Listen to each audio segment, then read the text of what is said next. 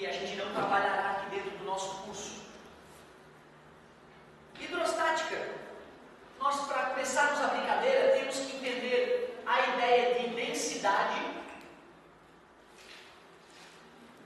que é um pouco diferente da ideia de massa específica. E também temos que contemplar a ideia de pressão. Ideias muito importantes na hidrostática. Densidade, pessoal, é a relação entre massa e volume de qualquer corpo, de qualquer coisa. Tu pega a massa de um objeto, divide pelo volume desse objeto e pronto, sabes a densidade dele. Que unidade, professor?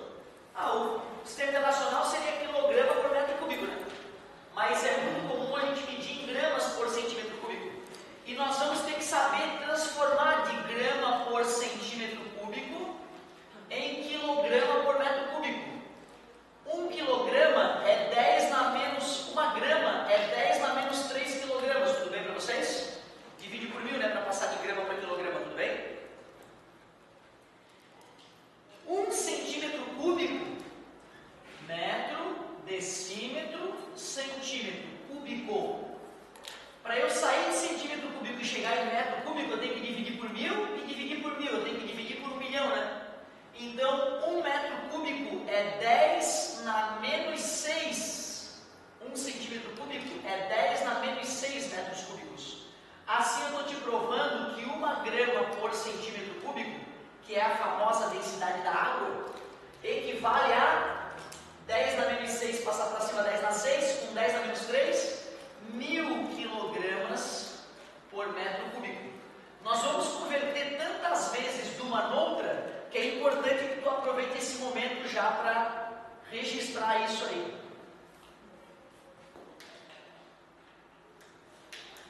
Legal.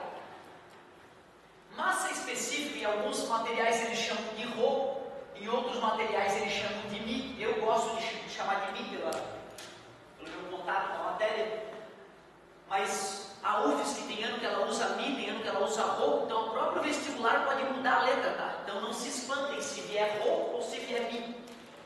Massa específica, o que é? É massa sobre volume. Entendi, professor, exatamente a mesma coisa que densidade. Não. A fórmula matemática é a mesma. Por exemplo, essa cadeira, ela é feita de uma parte de aço, uma parte de espuma, tecido e madeira. Se eu botar ela numa balança, eu acho a massa dela, mergulho ela na água, vejo quanto a água subiu sem o volume, divido e calculei a densidade da cadeira. Agora, não faz sentido falar em massa específica da cadeira, porque massa específica refere-se a uma substância, a um material. Então, eu poderia pegar o aço que forma a cadeira, fazer um experimento com um pedacinho maciço desse aço e descobrir qual é a massa específica do aço usado para compor a cadeira. Eu poderia calcular a massa específica da espuma usada para fazer o encosto da cadeira. Ou seja, a massa específica se aplica a um objeto feito de um único material e maciço. Porque se eu pegar chumbo, um corpo sólido de chumbo, um corpo maciço de chumbo e um corpo oco, o corpo oco de chumbo vai ter uma densidade menor do que o corpo maciço. E ambos são feitos de chumbo. Ou seja, o corpo oco de chumbo tem densidade.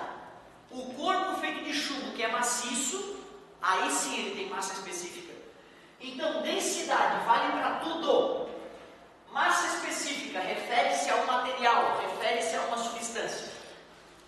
Ou seja, é errado falar que o corpo humano tem massa específica. O corpo humano tem densidade, porque parte do corpo é feito de músculo, parte é feito de osso, parte é oca. Concordo bem que temos regiões dentro do corpo que estão preenchidas com ar. Então, o corpo humano tem densidade. O alumínio tem massa específica. O ouro tem massa específica.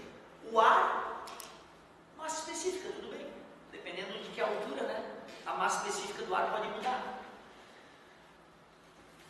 Por incrível que pareça, já tem questão bonita, só dessa ideia.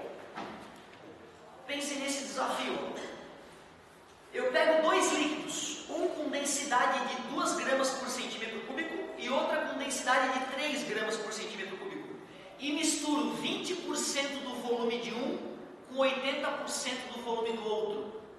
Qual é a densidade da mistura?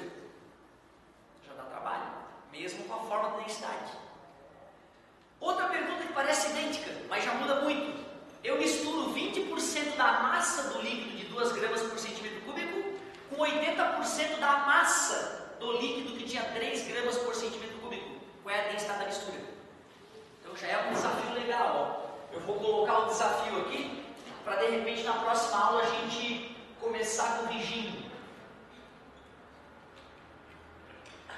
Desafio, é só usar essa fórmula, tá, gente? É só usar essa fórmula. Eu tenho um líquido A com densidade ou massa específica de 2 gramas por centímetro cúbico. E tenho um líquido B com densidade de 3 gramas por centímetro cúbico. Eu pego 20% da massa do líquido A com 80% da massa do líquido B e misturo. Qual é a densidade dessa mistura? Segundo desafio, desafio B, 20% do volume do líquido A com 80% do volume do líquido B. Qual é a densidade da mistura? Se o corpo é feito de 2 parcelas, tu pode somar M1 mais M2 e V1 mais V2, tá?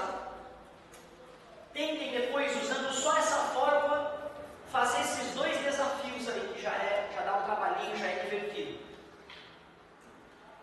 Para a gente continuar na hidrostática, essa ideia de pressão, cara, tem gente que sobrevive com essa ideia.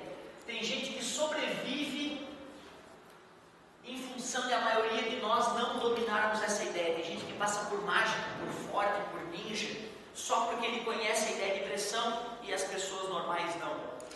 Vai dizer que tu nunca viu um programa onde uma pessoa deitada no chão, um caminhão passa por cima dela. Fortão. O caminhão passa por cima de mim. Ou então o ninja. Ele diz que, sei lá, estudou o ninjitsu, não sei aonde. Aí ele pega uma espada, bota no gogó e se apoia na espada. Primeiro ele corta uma melancia, ele fura um objeto com a espada para mostrar que ela é pontiaguda. E aí ele bota aqui bem no gogó, bem aqui, ó.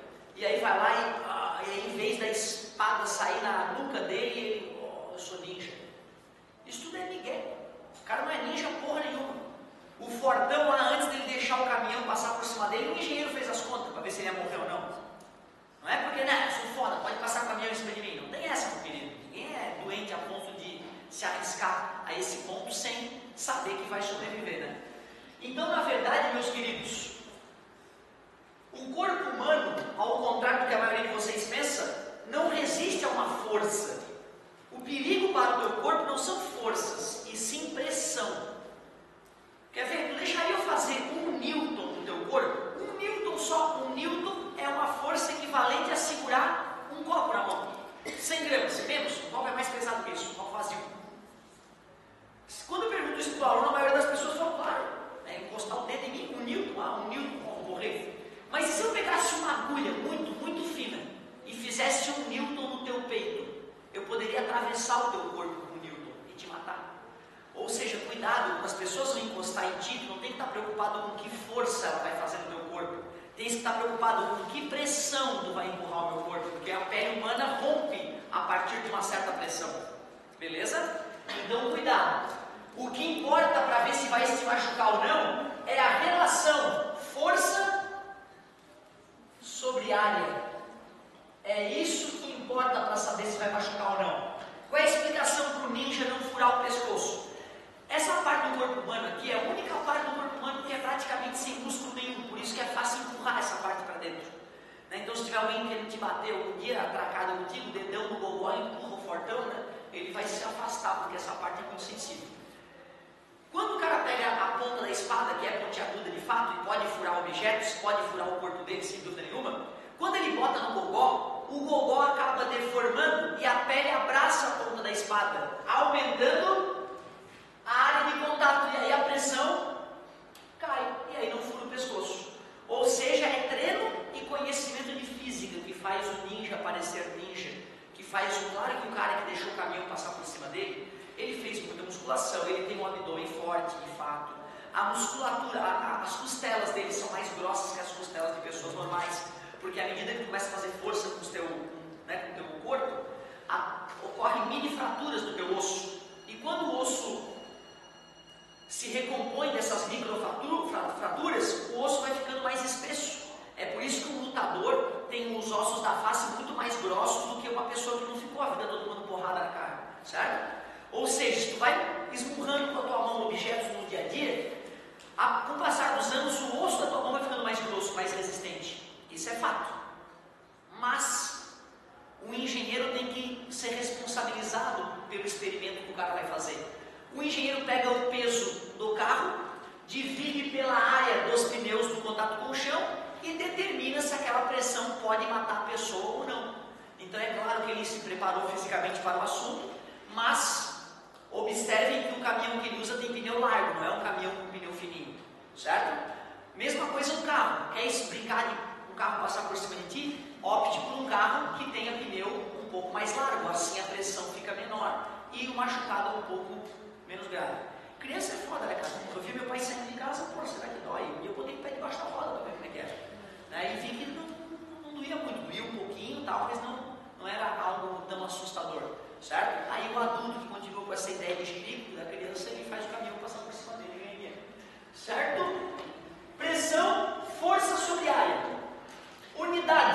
Unidade de pressão. A força é medida em Newton, a área é medida em metros quadrados. Então a unidade de pressão será Newton por metro quadrado, que para puxar o saco de um grande gênio nós chamaremos de Pascal. Pascal é a unidade de pressão do sistema internacional. Cuidado, meus amigos. Se eu tiver uma força aplicada numa placa, aqui tem uma placa metálica e fiz uma força oblíqua. Eu fiz uma força oblíqua nessa placa. Essa força, pessoal, vai ter que ser decomposta em Fy e Fx. Qual dessas forças está de fato pressionando a placa contra o chão? Então cuidado, hein? Pressão é força sobre área, mas essa força deve ser perpendicular à área.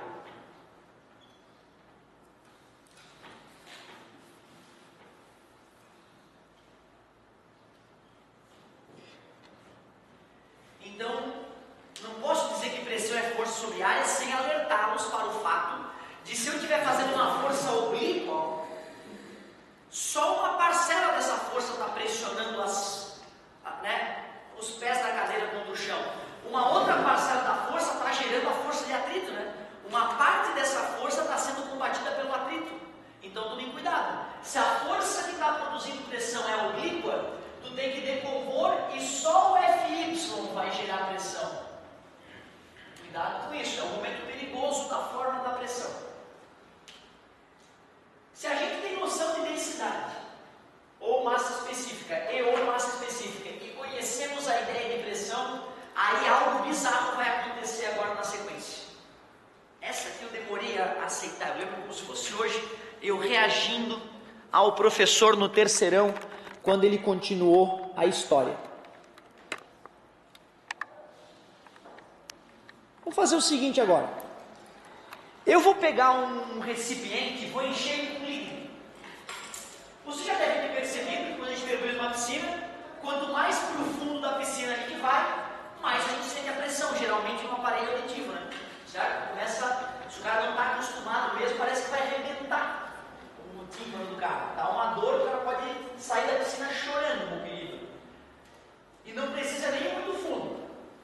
2 metrinhos, para a maioria das pessoas, já pode dar um desconforto, né? Grande. Vamos entender o que está acontecendo. Pressão hidrostática.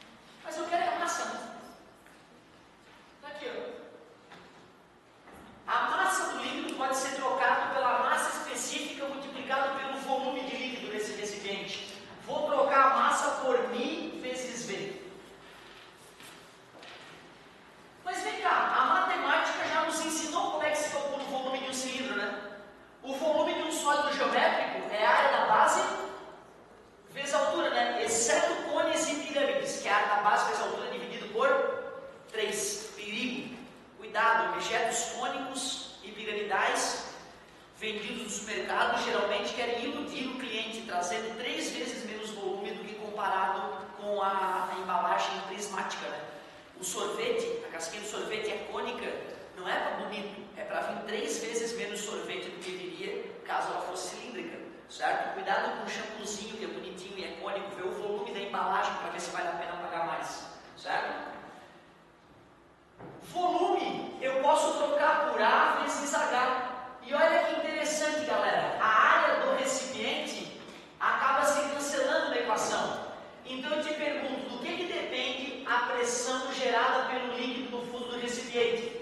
Depende apenas da massa específica do líquido, da aceleração da gravidade no local e da altura do líquido. Não depende do volume e não depende da massa do líquido.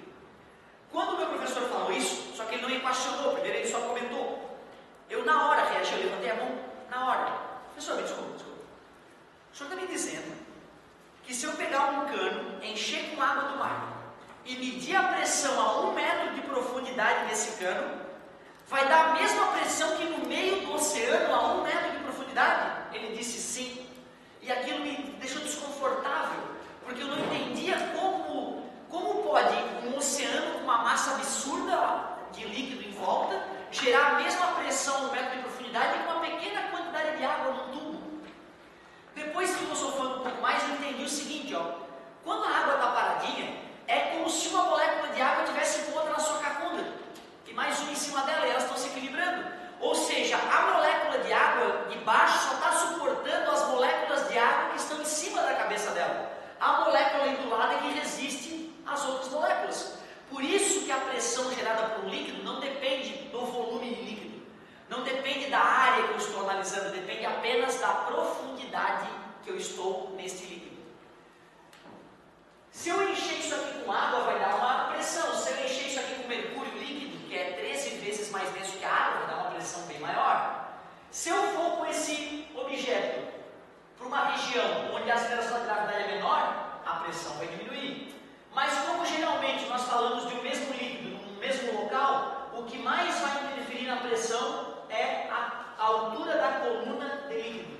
A gente chama de H só porque a altura em inglês começa com H, para inglês ver, né? Coisa frescura.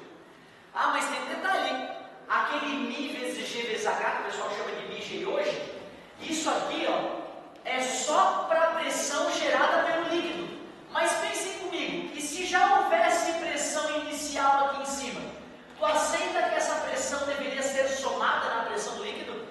Por isso que o teorema de Stevin geralmente fica P igual a P0 mais MiG de hoje. Esse aqui é o famoso teorema de Stevin. Em alguns livros chamam de lei de Stevin. P igual a P0 mais Mi vezes G vezes H.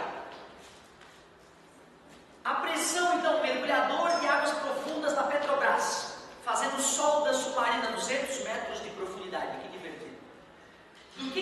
Do que influencia a pressão que está atuando no mergulhador? A pressão atmosférica no local interfere, a densidade da água do mar, a aceleração da gravidade no local e a profundidade na qual ele se encontra. Conhecendo esses dados, eu consigo descobrir qual é a pressão que atua no mergulhador.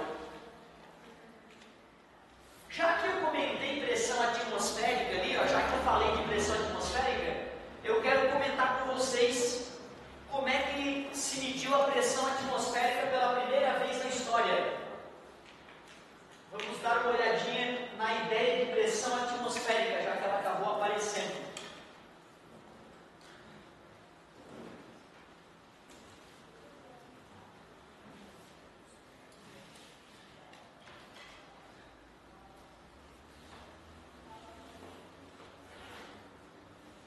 Sempre que eu conto as histórias, né, de física para a galera, tento deixar mais romântico a historinha, né? Só que se tu vai estudar realmente os fatos históricos, geralmente eles diferem levemente daquilo que a gente romantiza aqui na sala de aula. Quando a gente vai falar de pressão atmosférica, a gente geralmente bota a culpa no Torricelli. Tanto que quando a gente vai falar de pressão atmosférica, a gente fala da experiência de Torricelli. Oi.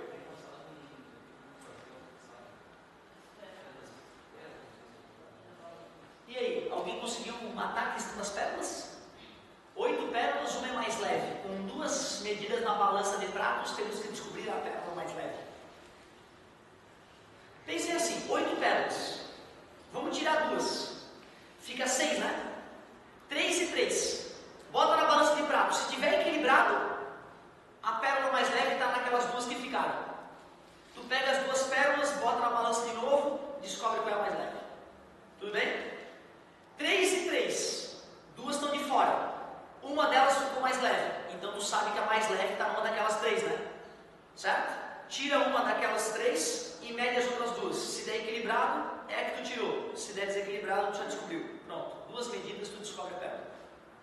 E parecia impossível, né? Pô, não pode, o senhor tem 8 malditas pérolas, caralho. Como é que eu vou descobrir a pérola mais leve com 2 medidas só? Tira 2 pérolas, mede 3 e 3. Dependendo do que acontecer, tu toma mais uma decisão, mede mais uma vez e descobre a pérola.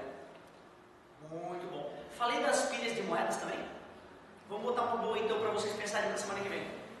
Eu tenho 10 pilhas de moedas. Cada pilha de moeda com 10 moedas, totalizando, portanto, 100 moedas. Todas as moedas têm 10 gramas, exceto numa das pilhas. Numa das pilhas as moedas têm 11 gramas. Tudo bem para vocês? 10 pilhas de moedas, cada uma com 10 moedas. Todas com 10 gramas, exceto numa das pilhas, onde as 10 moedas vão ter 11 gramas cada. Dessa vez tem uma balança digital. Só que só tem uma medida para descobrir quais são as pilhas, qual é a pilha que tem as moedas de 11 gramas. 10 pilhas de moedas, cada uma com 10 moedas, todas com 10 gramas, exceto uma das pilhas que tem 11 gramas as moedas. Tens uma balança digital. Tu só tem chance de fazer uma medida, colocando o número que tu quiser dessas moedas em cima. Como é que tu vai descobrir qual é a pilha que tem as moedas defeituosas com apenas uma medida? Essa é boa também, né? Essa é boa pra caramba. Se tu pensar talvez em progressão aritmética, pode te ajudar. Tu vai ter que fazer uma modificação nos montinhos de moeda para antes de pesar. É uma dica que eu também vou dar para vocês tentarem matar a questão. Pensem nessa também, que também não é impossível, também dá para resolver. Tu acredita que tem um cara do Intelectus 1 que me matou os 2 problemas? Um ele matou no final da aula já. A saída ele disse, é assim? Eu, parabéns. E aí me procurou no Face, professor, a solução do outro é assim? Eu, tive que tirar o chapéu, o cara matou as 2. Foda, hein? Olha só, pressão, obrigado por ter me lembrado aqui, querido. Estrelinha pra ti, cara, ninja. Pressão atmosférica. Quando eu falo de pressão atmosférica, a gente fala da experiência de Torricelli. Experiência de Torricelli. A experiência de Torricelli é bem simples de ser descrita, pessoal. Dá uma olhada. Eu pego uma bacia cheia de água. Pego algo como um tubo de ensaio, um tubo transparente, uma das extremidades fechadas e a outra aberta. Mergulho esse tubo na bacia e ergo a extremidade aberta para cima para que o ar saia. E depois levanto o tubo mantendo a extremidade aberta dentro da água. Todos vocês devem lembrar que numa situação como essa, a água fica até o topo, né? Pode fazer em casa hoje, um copo d'água, certo? O que eu te perguntaria é, como é que pode essa água não cair? A única explicação para essa água não cair, já que ela está sendo atraída pela terra, é que tem alguma coisa aqui empurrando a água para cima, né? Essa coisa a gente chama de pressão atmosférica.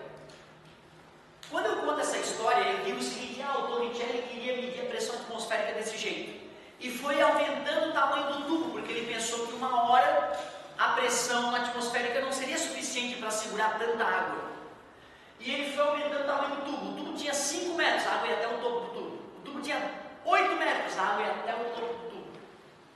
Só que o Torricelli de 1500 cacetada para 1600. Não dava de uma loja de material de construção e pedia um tubo de vidro de 10 metros de altura. Não existe isso. O que ele usou em vez de água? Vocês lembram? Ele usou o líquido mais denso que a gente conhece. Mercúrio, falei dele hoje. Ele usou uma bacia contendo mercúrio, aquele metal líquido que tem dentro dos nossos termômetros. Como o mercúrio é 13,6 vezes mais denso que a água, mais denso que chumbo, hein?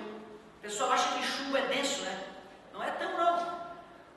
1 litro de chumbo pesa 8 quilos e pouco. 1 litro de mercúrio pesa 13 quilos e 600 gramas. Mercúrio é mais denso que chumbo. Quando ele fez esse experimento com mercúrio, ele foi lá e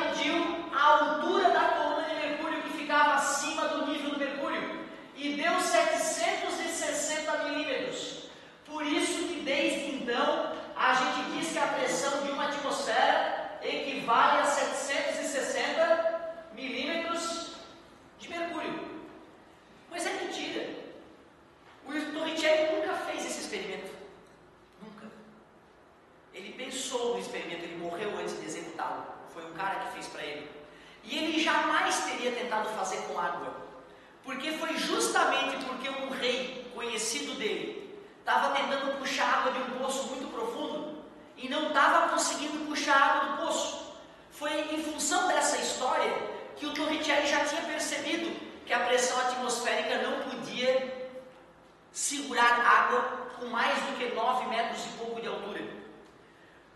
Tu é rei, tu quer água no teu castelo, acabou a água nas proximidades, tu manda cavar um poço. O poço tem lá 5 metros de profundidade, não tem problema, tu bota uma bomba em cima da terra e essa bomba consegue puxar a água. Minto, não é puxar água. Tu tem a sensação que tu consegue puxar as coisas para dentro do teu corpo, né? É uma falha tua. Tu não tem capacidade de sugar nada, tu acredita? Quem empurra as coisas para dentro do teu corpo é a pressão atmosférica, bicho. Sem pressão atmosférica não tem como tu sugar nada. Se tu tá na lua com um copo e um canudinho, não vem água para tua boca com um canudinho, porque na lua não tem atmosfera para empurrar água para dentro do canudo, para dentro de ti.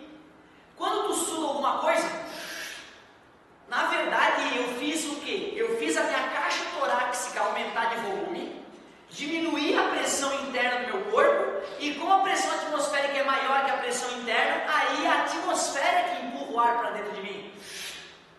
Quando eu aperto a minha caixa torácica com os músculos, eu diminuo o volume da caixa torácica, aumento a pressão e consigo expelir ar.